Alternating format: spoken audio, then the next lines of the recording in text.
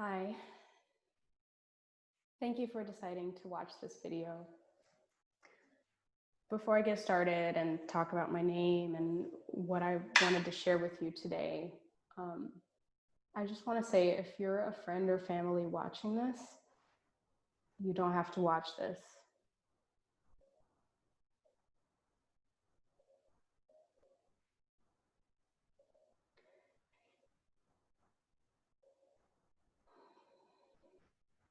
You don't have to know my story or what I experienced. And if you're surprised that I did not tell you about it, it's because I've spent a lot of time processing it, mostly with my closest family members, my siblings. I worked with a therapist a while back. I'll talk about that a little bit more. And, you know, if we have been communicating more on a professional standing, maybe I felt shy or ashamed about being perceived as anything aside from a mental health professional. But I am ready to tell my story now. So before I do that, I just want to give a trigger warning. And what I mean by that is if you have recently been sexually assaulted or raped, or you are still processing your trauma like I was, then this might not be the time for you to hear this and see this. There will be pictures, there will be names. Going to talk a little bit about the symptoms that I experienced and how I processed it. So if any of that is going to bring flooding or flashbacks or nightmares, please turn this off now.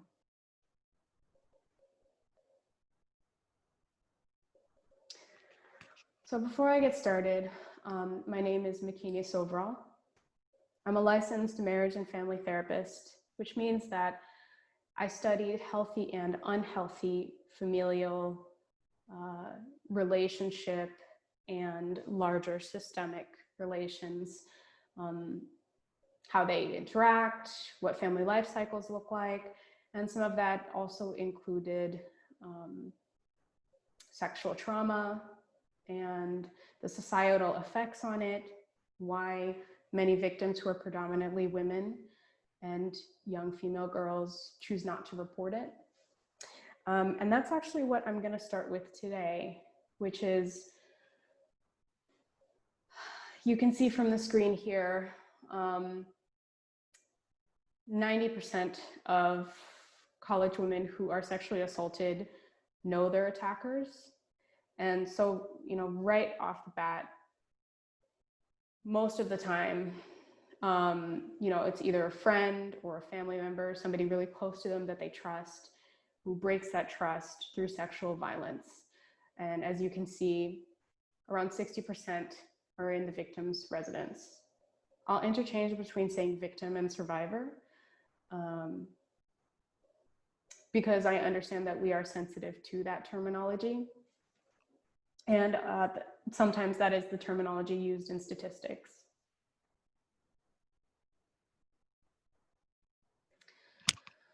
So as I mentioned, I'm just going to go ahead and name names. If you went to Johnson & Wales, North Miami, between 2007 and 2010, then you know who my attackers and assaulters were. I considered them friends at the time, even about a year after the assault, because I didn't know how to process it. And I also didn't consider myself a victim or a survivor, because at the time, a lot of people didn't think of women who were intoxicated and molested as victims or survivors. And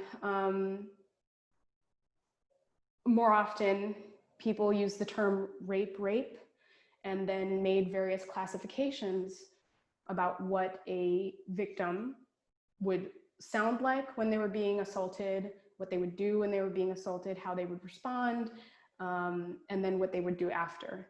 And I just didn't fit into any of those categories at the time, and I didn't know how to process it. And I will talk about it a little bit later, but I spent a lot of my time not processing it for the first year. But as I said, you know who they are. If you went to school with me, if you knew me and hung out with me, if we went to parties together, they were probably there. So Kenneth Fox and Alan Harst. The evening of my attack was September 22nd, 2007. And the night begins with us hanging out with a larger group. So there were about 4 guys and 2 of us ladies. And 2 of the guys there were high school friends. And I was really excited to kind of bring them onto the campus and show them where I went to school and let them meet my friends with the intention of us maybe hanging out. And so yeah, the night started out with us hanging out, and then finally my guy friends, I will not name them here, or the other female who was there, they left for the evening, and I was getting ready to leave and return to my dorm when Alan and Kenneth asked me to stay and drink with them. And considering I considered them friends at the time, I stayed. And you know, at the time I was 125 pounds. And so what I remember doing was I had a solo cup and I had a shot glass, and they told me that they wanted me to catch up because they'd been drinking for some time. So what I didn't understand about the shot glass was that it was a double shot. I remember having at least 2 of those, maybe 3. I say 3 to 5 because it was happening really fast. And I had about maybe 1 to 2 rum and cokes. So kind of going between the 2, drinking for about 30 minutes. As I said, it happened really fast. But as you can see by the blood alcohol calculator, it's pretty bad. Being 125 pounds and then consuming maybe 15 ounces of rum, I just blacked out, and it happened really fast. So at 0.20 to 0.39 blood alcohol concentration, 0.20 is really when blackouts begin. And sometimes people refer to them as brown outs or gray outs. And those are basically where it's not a full blackout. You're not passed out, about to die, but maybe you've lost a lot of motor functions, and you're starting to lose time. And so what happened to me was I had a fragmentary blackout, which means that I remember some of what happened. And there were some pictures of us taken. This one ended up posted online. And the night begins with me experiencing a fragmentary blackout like this. And the very first thing that I hear before it begins is "Don't fall asleep." And there was laughter. I'd like to describe what it's like because I should say it's hard to describe what it's like, but when I was watching Get Out, that was the closest thing to it. The only other visual representation that I can think of is being underwater, it's dark outside, and you know, you can hear your own voice up above the surface sometimes. You can hear other voices above the surface. And so there were times where I swam up, and maybe it was 1 or 2 times I could hear myself laughing. There was another moment where I was experiencing a sensation so intense that my eyes just popped open and I could hear myself in the moment. They were doing something to me, and it is called forced arousal. And I really want survivors and victims to know and understand that if you are experiencing something like pleasure while you are being sexually assaulted, that is not your fault. That is your body physically responding to being touched, whether you want it to be in your mind or not. My body was responding in the moment. I experienced arousal, and it was forced. And I can say that with clarity now.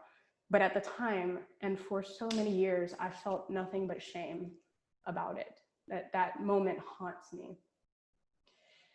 A little bit later, I am kind of coming up to the surface again, and I'm being walked to my dorm room, and I can kind of feel myself moving back and forth, like I can't keep my balance. And then I fade out again. And finally, the last image that I vividly remember is kind of like a dream of projectile vomiting. And the only way I could describe it was like, it was dark, like there's kind of like this reddish color, and it's just moving from my field of vision back and forth. And I know that it's very graphic description, but at the time I thought it was a dream. And that was until I woke up. So the next morning, the first thing I did is what a lot of survivors who have experienced sexual assault or rape while unconscious was I checked for signs of rape. So I checked myself. I didn't feel any different. I'm like, okay, no vaginal or anal rape. I'm good. And that was where my mind was for a long time. I was like, I wasn't raped. I'm not a victim. Nothing happened to me. So I look down while I'm checking and I feel my bra. I'm like, oh, my bra's unhooked. I don't know how that happened. Oh, my shirt's on backwards. I don't know how that happened. And I'm trying to jog my memory, and I can't really remember anything except for those fragmented memories that I mentioned before. And I'm like, okay, something happened. And so I get up and I'm inspecting the room. I walk over to my trash can, I look in, and I see Alan's boxers in the trash, and my vomit's on them. And I'm like, why would my vomit be on his boxers? And my mind is racing at this time, but I push it away, and I'm like, nope, nothing happened. He wouldn't do that. He's my friend. But to be honest with you, one of the thoughts that have haunted me deeply for the last 13 years was I orally raped? How did that vomit get there? Why would he leave his boxers in the trash? And to this date, I don't know, because he won't tell me. And this is part of why I call myself a sexual assault survivor, because there's just that piece that I will never have, that I will not claim, because I don't know, and I don't want to walk around being like, I'm a survivor of rape, and when I know for a fact I'm a survivor of sexual assault, and I suspect oral rape. So continuing on with the next morning, I did what a lot of survivors do, which is clean up everything. Any remaining vomit was cleaned. I did my laundry, I did my sheets, I washed my clothes, everything.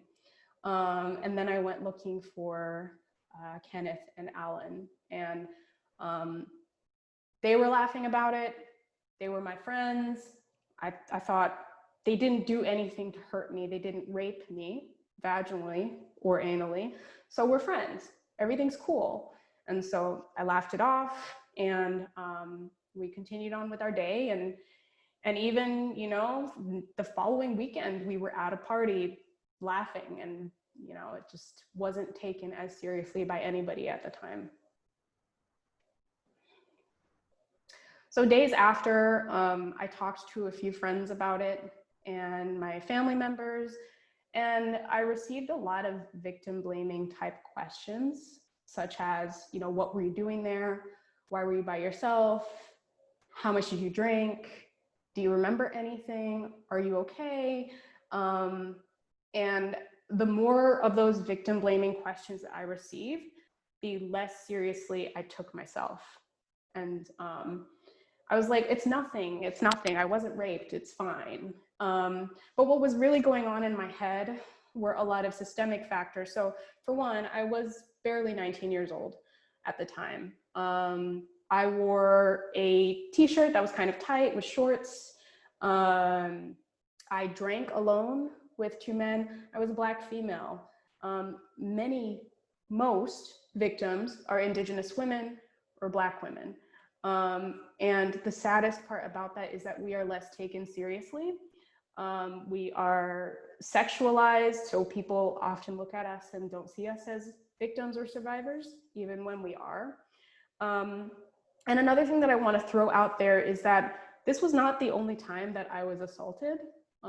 This is the most egregious assault that I experienced, though. I've experienced coercion, I experienced groping, I experienced all kinds of harassment.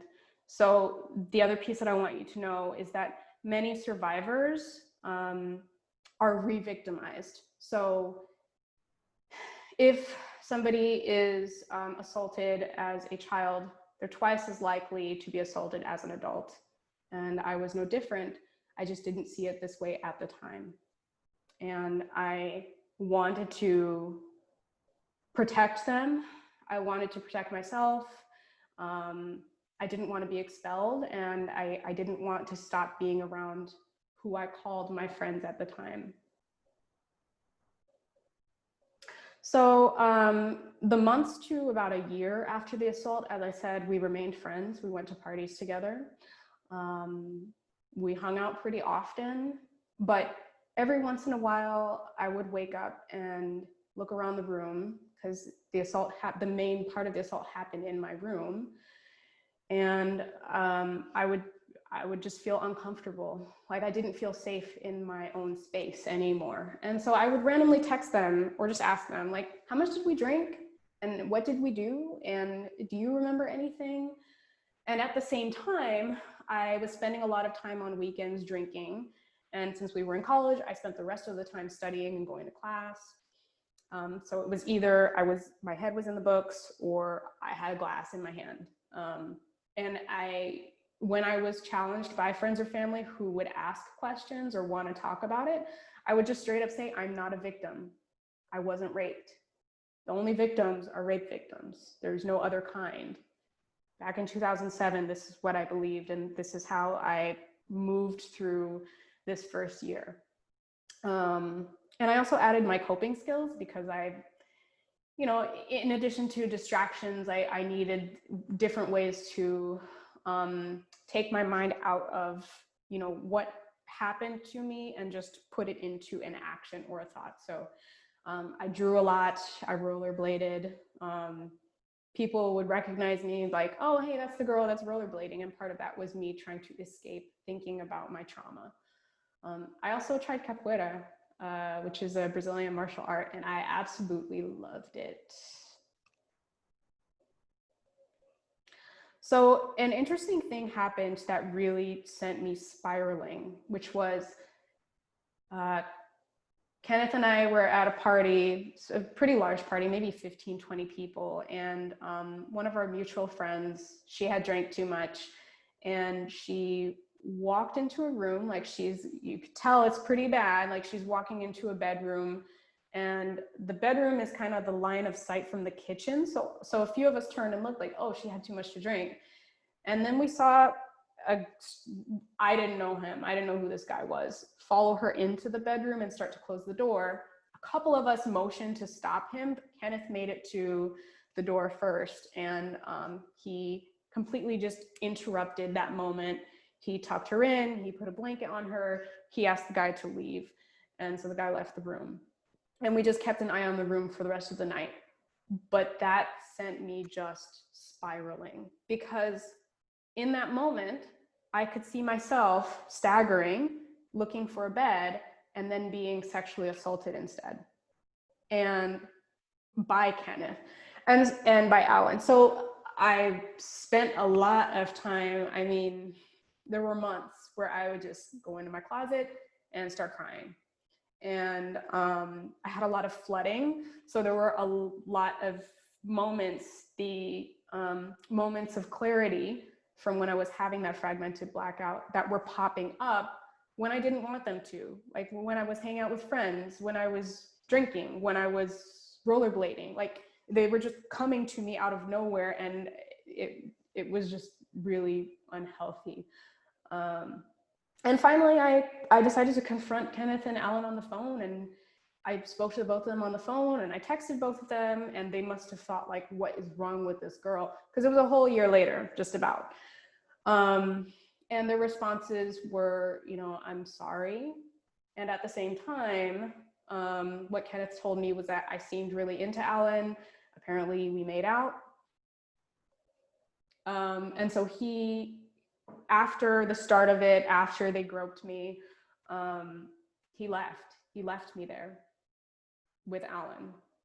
And when I confronted Alan and asked him, I was like, did you do something to me beyond what I can kind of remember when Kenneth was, you know, in the room, when we were in the other dorm room? And he was like, I don't know. We were so drunk. We were all drunk. I don't know what happened.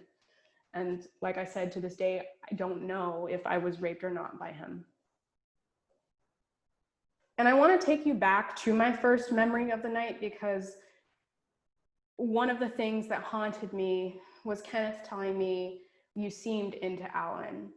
And I might have laughed, I might have responded with arousal or interest or whatever, but the very first part of the night, I could not hold my head up.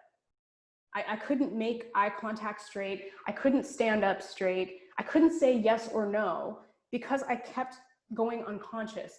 And that's the part that I really want to drive home when people are like, oh, you shouldn't have done this, or you shouldn't have done that, or you shouldn't have worn this. The truth of the matter is, the very first part of the night, I go unconscious. Anything that happens after isn't up for debate. I could not say yes. I was not into Alan. I wasn't into either of them. I didn't have a choice.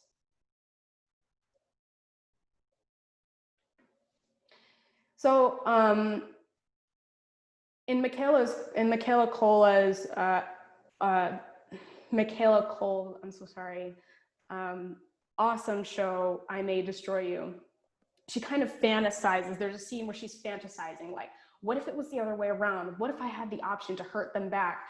And that's something that I want to address too, is that I was in plenty of situations where guys were wearing less than I was, where guys were less conscious than I was, where they couldn't remember their own names or what day it was, and I did not sexually assault them. What I'm going to say about sexual assault and alcohol is that alcohol does not make you want to rape people. It does not make you want to sexually assault people. It might make you more relaxed, but it doesn't necessarily make you a monster, okay? So yeah, there were times where we were at parties and guys would have too much to drink, and I'm sure there were other female survivors in the room, like myself, who ended up nursing them and making sure that, you know, they weren't throwing up, you know, while laying down, facing up. They weren't choking on their vomit. We made sure that they found a pillow and a bed and that they were comfortable. And I don't want to harp on this too much, but the main piece that I want you to know is that there were plenty of opportunities for me to attempt to, you know, have my revenge or whatever. It did not cross my mind, because if a person cannot say yes or no, I'm not interested. My mind just doesn't go there. And as you can see in the bottom picture, there was a moment where Kenneth was pretty bad, and I stayed with him until he was able to find a bed or couch and sleep it off safely.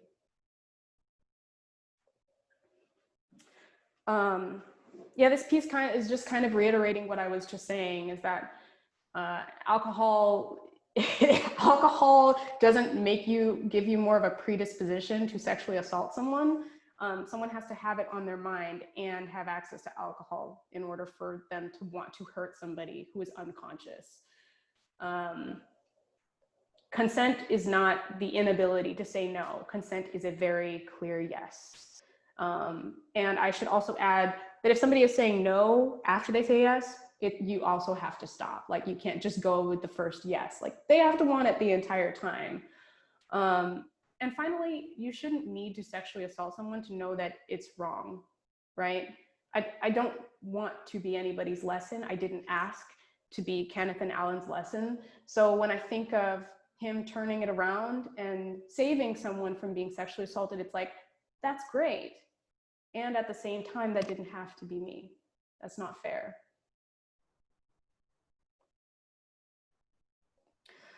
So 1 to 3 years after, so this is after that first year that I remained friends with them, I started hanging out with them less, realizing that it was unhealthy to be around them because I kept getting emotionally triggered.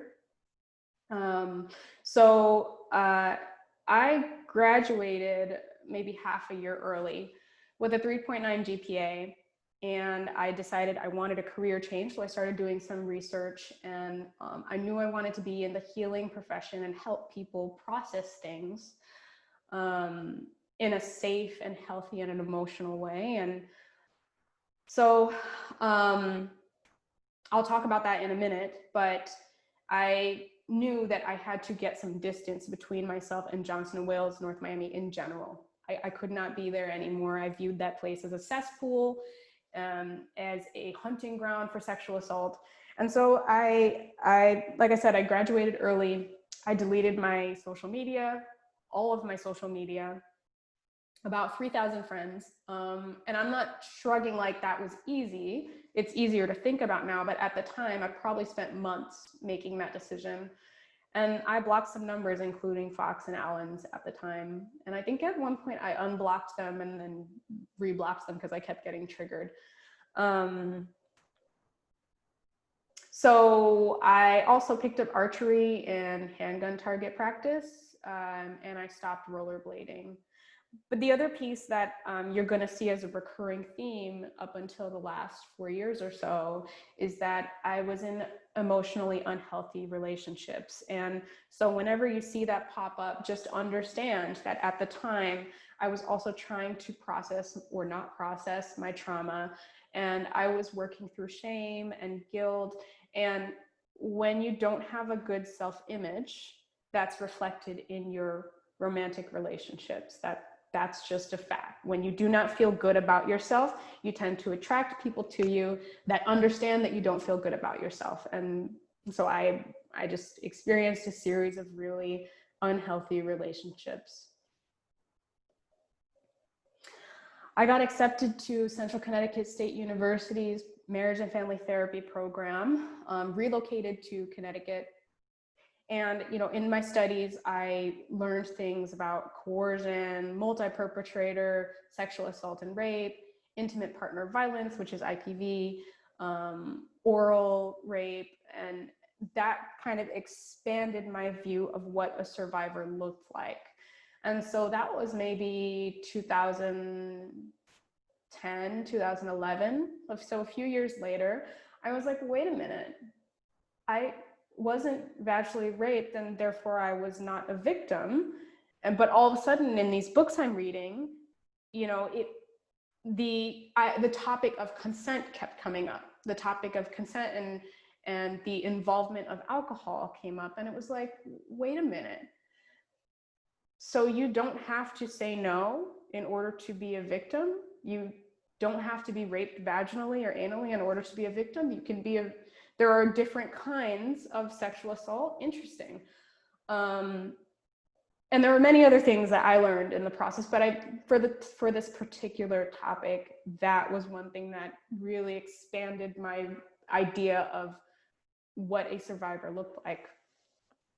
I experienced insomnia. I would kind of run through the memories of the assault in my head and try and put other pieces together that there were no pieces to put because I was unconscious, and it just drove me crazy. That's a really unhealthy way to put it. I had a lot of perseverating, intrusive thoughts that would come up, 5, 6 o'clock in the morning, 2 or 3 o'clock in the morning, that I couldn't do anything but think about. I was really experiencing some anger because as I was beginning to see myself as a survivor, I realized that I hung out with these people that I called friends for over a year after because I didn't see myself as a survivor at the time, and they got away with it. And when I say got away with it, there was no accountability. They did apologize when I confronted them, but it was only when I confronted them. They didn't apologize. If I thought it was okay, then they knew that they were going to be okay. And so, yeah, I was very angry at the time. So after I graduated with a 3.88 GPA, I relocated back to Miami and started doing in-home counseling. The other thing that, in addition to some of the other symptoms in the previous slide, the other thing that came up was I tried to drink spiced rum again, and I couldn't. It hurt my stomach, it caused flooding, and flooding is just, you know, when memories and images are coming at you that you weren't prepared to experience in an untimely manner. So like at dinner, trying to sip spiced rum, and all of a sudden I've got an image of me becoming conscious while being assaulted. So about 5 years later, you can see some of the symptoms kind of remain, sort of shifted. I went between anger and shame, between being like, how could these people who called themselves my friends do this to me? And how could I put myself in a situation where I would be sexually assaulted? And I would just go between the two of those things. I had taken up yoga and drawing at the time, which I found very healing.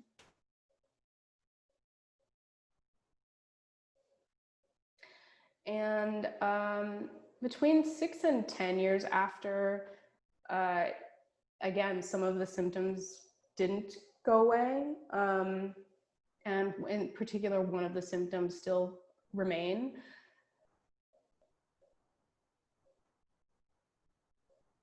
I'm looking at the slide and I can see the social factors came up. So when I was experiencing some of these flashbacks and some of the shame, I would also think about the social factors. And I don't know if I was justifying or making excuses as to why I didn't speak up, but they did kind of come to mind over and over.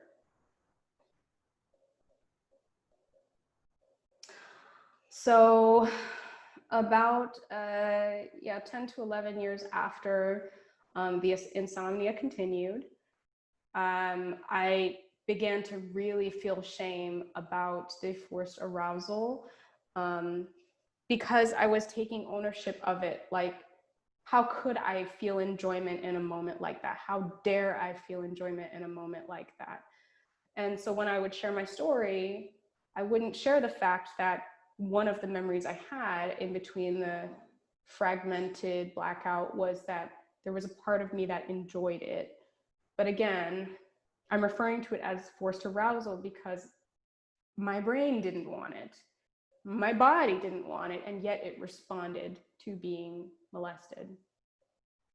The other thing that happened was in 2017, late 2017, the Me Too movement made a resurgence, like a really big resurgence. And I'm sure you remember it wasn't that long ago. But for a lot of survivors like myself, it was like somebody knocking on the door, and before I could ask who is it, they swing the door open and it's a surprise party and it's like, you've been sexually assaulted, remember?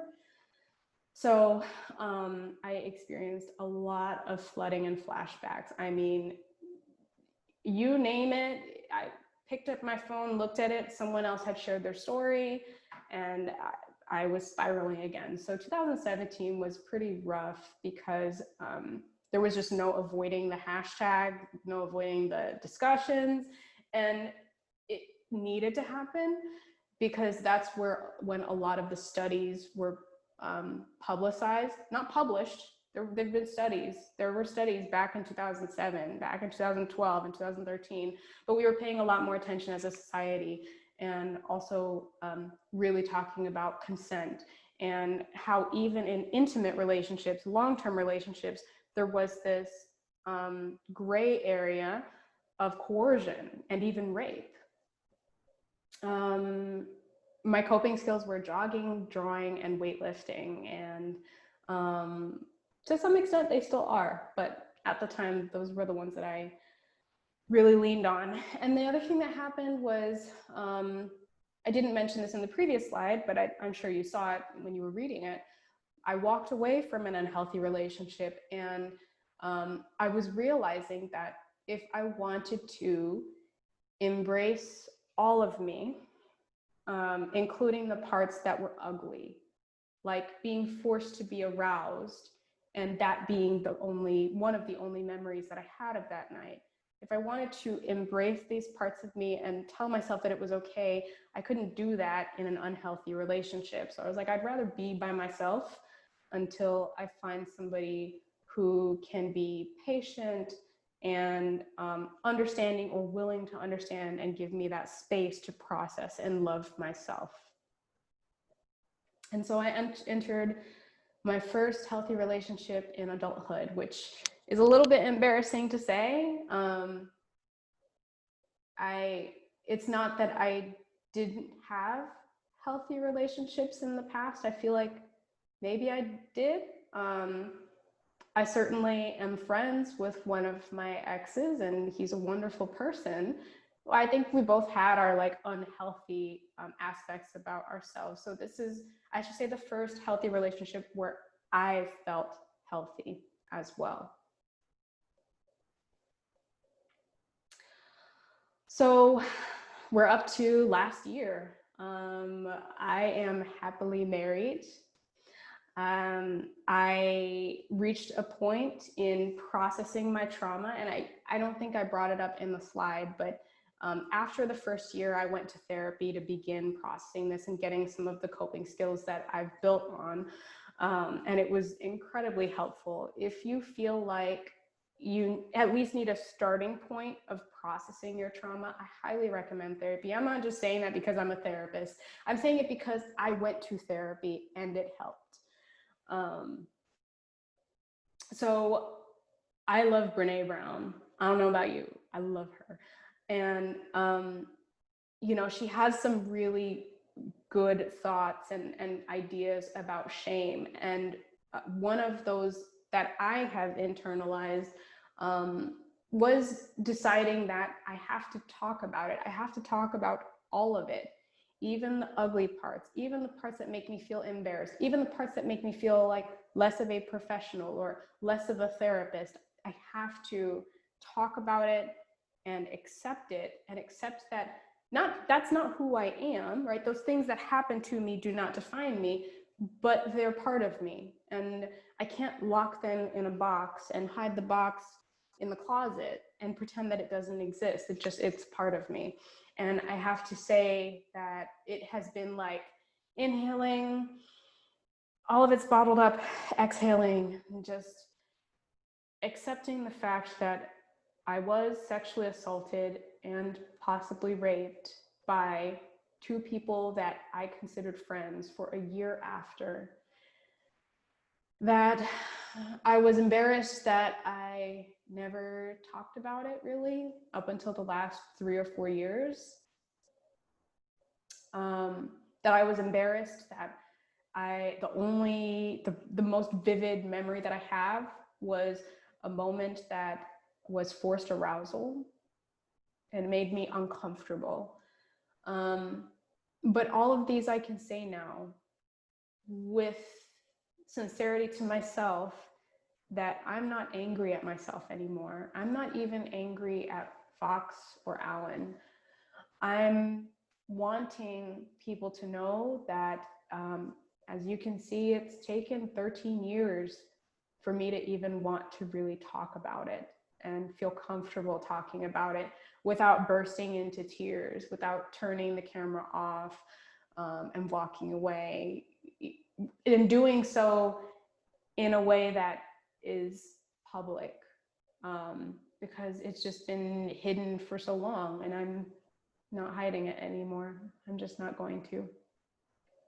So the symptom that stayed with me, you know, up until now, I'm at my 13th Memorial Day, as it is insomnia. And some days it's better and some days it's worse. But what I can say is I don't experience my moments of insomnia in anger or impatience with myself.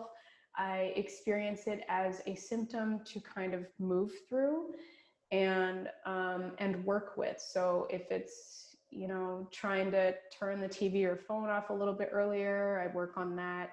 If it's occasionally taking melatonin, I'll do that. I spend a lot more time getting healthy sleep than not getting healthy sleep, and that's what I consider progress. I don't know if the insomnia will ever go away, but it's unhealthy, right? Physiologically, but mentally, I'm not as affected by it. I understand that it is a symptom that I've experienced for a long time and that I may experience for a longer time. I still can't drink spiced rum, and I haven't tried. Actually, when my husband and I moved into our first apartment together, somebody brought spiced rum, and I opened it, I smelled it, I was like, nope. So what I did was, when we bought our house, which I'm in now, it's in the kitchen, it's in a cabinet, and I can actually look at it now. So I don't have to drink it, but it's kind of nice at the thought of like not experiencing flooding when I look at it now, for example. And finally, you know, at my 13th year, I've been able to make this and talk about it. And I'm hoping, if you've made it this far in watching it, that that it helps you if you're a survivor, that if you were a classmate, now you know who my assaulters were. Now you know that I was assaulted, and you know, if there were any missing pieces, like why did she disappear off of social media? Why did she leave the state so quickly? You know, when she came back, why didn't she reach out to me? Like, here's the answer to a lot of those questions. And some of my inspiration for making this today, first I want to say thank you to Ronna Burke for starting the Me Too movement back in 2007. Ironically, I believe is when you started that, or maybe it was 2003. Alyssa Milano, thank you for kind of, you know, helping the Me Too movement make a resurgence in 2017. Michaela Cole, thank you for I May Destroy You. I spent a month creating this. Well, I spent 3 days creating this PowerPoint and, you know, less than 2 hours doing this talk, but I spent a month planning this in my head. And there were many nights where I just, insomnia has been pretty bad up until the last week or so. But I watched I May Destroy You, and that was kind of like the final point for me to make the decision to speak up and let, first of all, survivors know, especially survivors from college and universities, both private and public, know that you're not alone. 1 in 5 women are sexually assaulted in college or university. And as I mentioned, 90% know their assaulters. And I May Destroy You, I can't recommend it highly enough. It's therapeutic in its own way. And Michaela has talked about her own assault and using I May Destroy You to process it and to kind of have a shared experience with other survivors. And I would say that she has accomplished that and more. And finally, a video that I highly recommend is Consent. It's as simple as T. And it is quite literally defining consent by using the metaphor of serving someone a cup of tea. And it runs through various scenarios, one of which is an unconscious person and whether they want tea or not. And it sounds kind of ridiculous. Like, of course an unconscious person doesn't want tea. But then when you exchange that with sexual assault or rape, it becomes somehow a completely different topic. So I really like Consent is as simple as T. I would watch it on YouTube, and I believe it's in one of the source links at the end of this. And I want to end this with messages to other survivors. Regardless of what you were forced to feel, and I'm talking physiologically, sexually, if you experienced forced arousal, you didn't want it. You would only want it if you said yes and you were enthusiastic about it. If you didn't say yes, if you weren't enthusiastic, it was forced. You didn't deserve it because you responded favorably to them, to your assaulters. What you wore doesn't matter, whether you were alone doesn't matter, you were not asking for it. Assaulters who are family and friends rely on trust and silence, and that is why sexual assault and rape go heavily underreported. They make you a conspirator in your assault. But by that I mean they'll say things like, we were drunk, we were both drunk, we were both drinking. They'll say things like that to make you feel as though you somehow took part in your assault, like you wanted to be assaulted because you were there and because you were drinking and because they were also under the influence. I'm speaking to survivors where alcohol or another substance was involved. It is the assaulter's responsibility not to assault and or rape people. It is not the victim or survivor's responsibility to not get raped. I can't say that enough. I wanted to make the caps bigger because I want to emphasize the point that it is not the survivor or victim or potential victim's fault for being assaulted. It should squarely be on the sexual assaulter or rapist's responsibility to take control of themselves, to control their own urges. As I mentioned, it's taken me 13 years to get to the point where the only symptom I really experience is insomnia. I don't really experience flooding or shame or anger or anything like that. It's really just insomnia at this point, and I'm working on it. But that said, you're not on the clock to recover or heal quickly. You're not even on the clock to know how you feel about it. There are plenty of survivors who realize that they were victimized years later. For me, it was around 12 months, 12 to 13 months before I was like, wait a minute, what they did was wrong. I am a victim. So, it can take time to come to terms with it, especially when it's a family member or friend who is the assaulter or rapist. And how you process it is how you process it. And like I said before, I would highly recommend therapy to at least get you started on your journey of healing. You can stay with a therapist for years. You can do what I did, which is go to therapy for about a year, 6 months.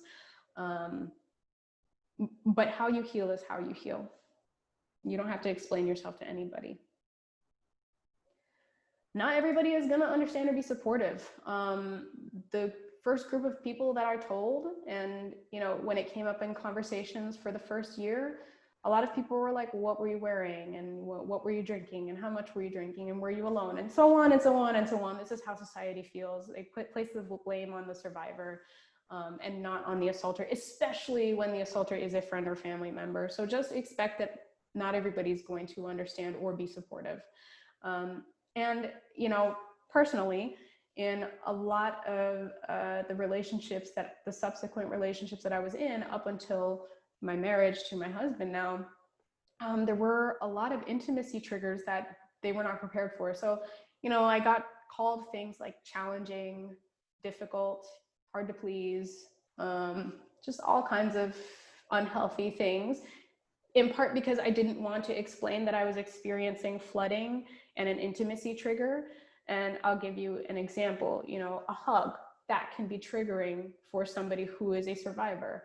So it could be something completely innocuous, or it could be a moment of intimacy, sexual intimacy, where it's interrupted by this image or sensation, and it, not everybody is ready for that, and that includes your intimate relationships. So you're not difficult, it's just not the right person. They don't understand, and you don't have to explain yourself, but if you choose to, just know that not everybody is ready to hear it, and that's not their fault, and it's not your fault. The other thing is, I explained my reasons for not reporting it, but that's for the sake of my own healing. This video in part is my healing and closure process. But you don't have to do this. You don't have to tell your story. You don't have to name your assaulters. You don't have to explain why you didn't report. The other piece is Title IX, and that's the federal regulation for educational facilities to report and kind of have an internal investigation of sexual assault and or rape. I didn't do it. I didn't use it. For one, I didn't even know that it existed because it wasn't really advertised on my campus. But there's a Title IX coordinator on campuses, and you have I'm giving you right now the informed choice to, if you're talking to a faculty or staff member, they have to talk to the Title IX coordinator and investigate it. So you have the option to do that if you do want it investigated, or you have the option of talking to a licensed mental health professional, and they are excluded from this, at least for the time being. So it's confidential, which is why I went to a therapist, because I knew I didn't want anybody else to know at the time. And finally, it wasn't your fault. You didn't ask for it. You didn't deserve it. It just was not your fault. Now, I've given you Kenneth and Alan's names. I want anybody who went to school with me, who knew me at Johnson Wills, North Miami between 2006 and 2009. I want you to know who my assaulters are, because, as I said, if you know the survivor, and the survivor, 90% of the time knew the assaulters, and in this case, they were my friends at the time, then you knew them too. You might know them, you might still be friends with them. So I just want you to know who they are. And I didn't cut you off because of you. I cut you off because I just couldn't communicate with anybody who went to that school for a long time. I do have a few friends from there, and in which case, if you're seeing this, you're probably going to be the first to see this. If we didn't talk about it, I'm sorry for not telling you. I just couldn't at the time, but you know now. And finally, most people don't report it because they know their assaulter. I can't reiterate that enough. And that's also why it took 13 years for me to tell you who my assaulters were, because they were my friends, or at least they were my friends at the time. So I'm also putting up the National Sexual Assault Hotline. That is 1-800-656-4673. And the Domestic Violence Hotline, because sexual assault is not limited to just friends or family members. It can be intimate relationships as well. That is 1-800-799-7233. And as I mentioned, I'll leave this screen up for a while. These are the resources that I used in developing this. And, as I said, I've done this for my own healing. I just couldn't stay quiet anymore. It's been 13 years. I have no reason to be silent about this.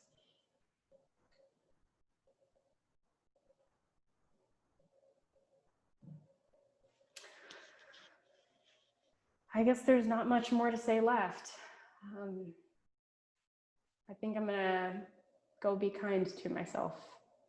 I don't have much more to say, except for, if you've watched this far, thank you. If you are a fellow survivor, thank you for being here. Thank you for existing and persevering and fighting the monsters that kind of follow you so long after the event. You're not in this journey alone. And I hope that if you are still processing your trauma, that this helps. Thank you.